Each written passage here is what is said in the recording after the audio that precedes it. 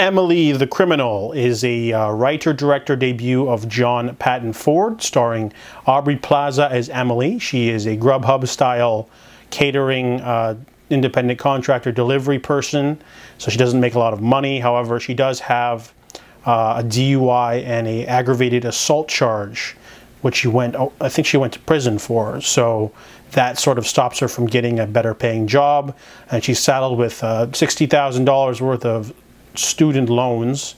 So she sort of lives with this Korean couple as a roommate, and you know, she's just trying to like make a dollar and, you know, get ahead. However, she takes a shift from a friend, coworker, and he hooks her up with the dummy shopper thing to make $200. So she goes to this meeting, curious to what it is, and it's basically credit card fraud. There's a charming man named Yusef who tells her and the group that they are basically going to be given fake credit cards with stolen numbers, and then they have a fake ID, and they're going to go buy a TV. They're going to leave, they're going to give it to the person, and they'll get $200. It is illegal, but it's not dangerous. So Emily decides to do it, and she makes the quick money, and she gets intrigued, so she decides to sign up for the next gig, which is a little bit more dangerous, and sort of enraptures her into the world of credit card fraud. So this movie, honestly, I didn't know what to expect, but it was really good. It's really bare bones. It's kind of like almost like a 70s kind of neo-noir crime thriller, something you'd watch like Charles Bronson star in. But instead we get Emily. She's got this sort of doggedness, you know. She's someone who's sort of like been battered her whole life, you know. She's not dumb, but she just doesn't get to have that. She's very disadvantaged throughout the entire film, learning how to do all the credit card fraud stuff and like learning the hustle.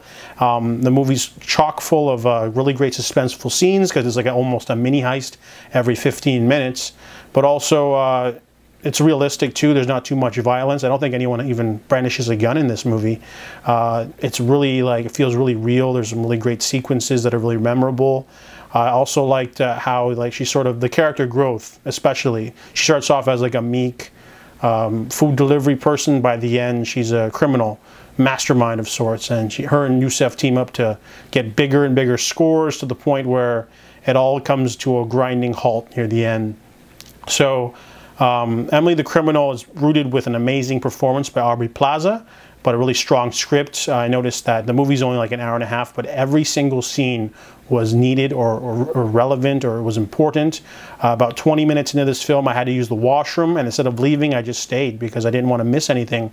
And every time I thought, okay, it's getting slow, let's go to the washroom, I just wouldn't. And then by the end, I was like aching. But really great film, really good debut. I'm pumped to see what else this director has, but it's also a really great performance from the cast. So I give Emily the Criminal a 7.5 out of 10.